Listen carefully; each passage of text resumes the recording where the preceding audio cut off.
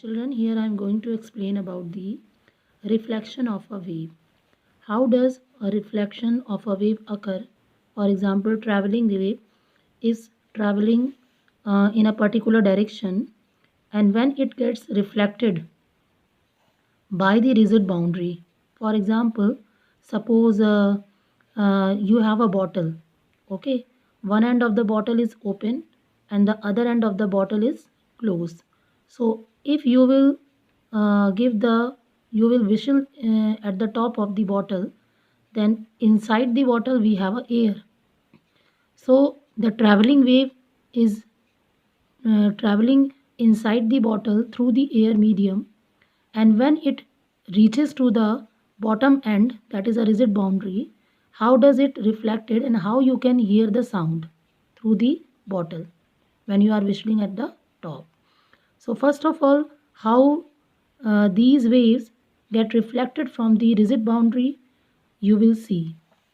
Let a wave pulse is traveling along a string. We have taken a string. One end of the string is attached to the rigid support. This is called the rigid boundary. And the other end is the free end. Now in this case, what you will do, when you will give the jerk from this free end of the string, a traveling wave is moving along the positive x-axis. So this is the direction of the traveling wave, means plane progressive wave, along the positive x-axis. Okay, so in this condition, suppose the crest of the wave reaches at the rigid boundary. So when the crest of the plane progressive wave or traveling wave reaches to the rigid boundary, it will apply the force which is known as the action on the rigid boundary. Okay, but you all know very well, according to the Newton's third law of motion, every action has an equal and opposite reaction. So there are two objects, string and the rigid boundary. So in this case, this rigid boundary also apply the reaction on the uh, string, so that the crest here strike at the rigid boundary will convert into the form of the trough.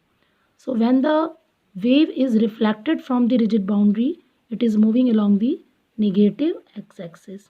So this is the direction of the reflected wave from the rigid boundary. But what will happen? Since the force applied by the rigid boundary on the wave pulse, this is called the wave pulse. So the position of the wave pulse is just reversed.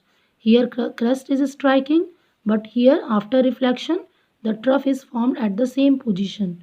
So we can say the incident wave and reflected wave, they are differ in phase. By how much amount? The phase is changed by the pi, because you all know very well, when any kind of wave is moving, so phase change occur at a phase of the pi. From after pi, the phase is reversed. So phase is changed by the phase angle pi, and the direction of the reflected wave is along the negative x-axis. And now this wave is traveling along the negative x-axis continuously in this direction along the negative x-axis. Clear? So in this way, the wave pulse is reflected by the rigid boundary. Now see the what are the equations related to the incident traveling wave. Since the incident traveling wave is moving along the positive x-axis, so at any instant t, the displacement of the wave when striking at the rigid boundary, yxt, this is the y.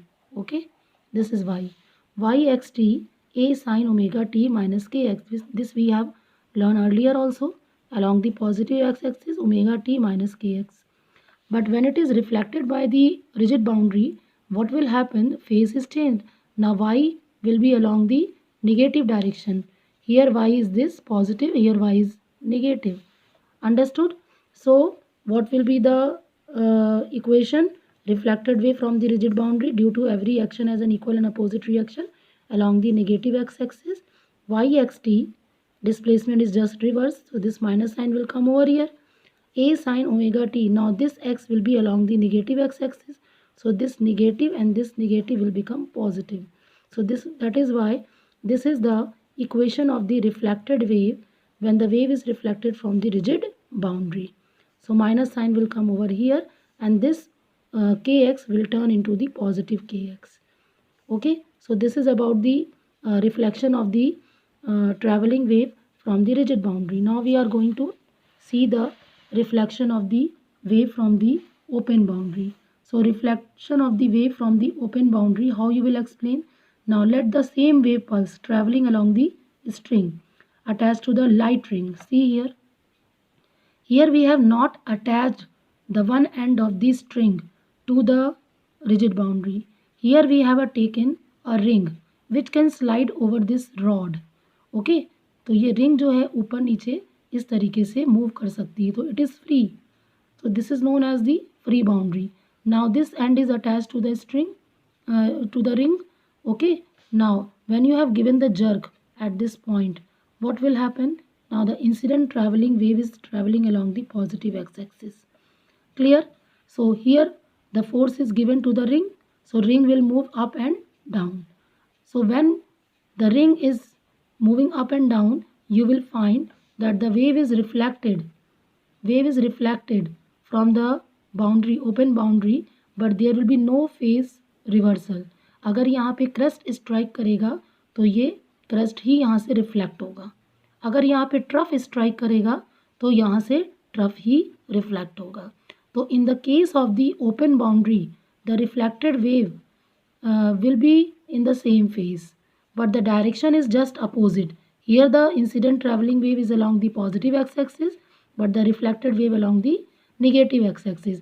So here no reaction is exerted on the string, so no phase is changed, or you can say the phase difference between the incident traveling wave or the reflected traveling wave is equal to 0.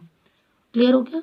Now what we are going to see? We are going to see what are the equations of the incident traveling wave. See the same equation as you have seen in the rigid boundary. Positive x-axis, this is traveling. So yxt is equal to a sin omega t minus kx. But the reflected traveling wave will be along the negative x-axis, as no reaction from the open boundary, no phase change occur. So yxt is equal to a sin omega t. No minus sign will come over here. Why? Because the displacement will be along the positive direction in both the case. That is why this is same, but the argument is changed. This will become omega t plus kx. Okay, because now the wave is traveling along the negative x-axis. So this negative and here negative will become positive. So these are the equations of the traveling wave and reflected traveling wave along the rigid boundary and open boundary. This phenomena you can see in the case of the flute also. Flute at the top, when you will give the force, so what is inside the flute? Air. Air is a medium inside the flute, but the other end is also open. So when the wave is created at the one end, now they will travel along the air medium inside the flute, and it will reflected from the open boundary from the other end of the flute, and you can hear the sound. So incident wave created by you and reflected wave from the flute reflected from the open boundary, that means from the other end. Okay.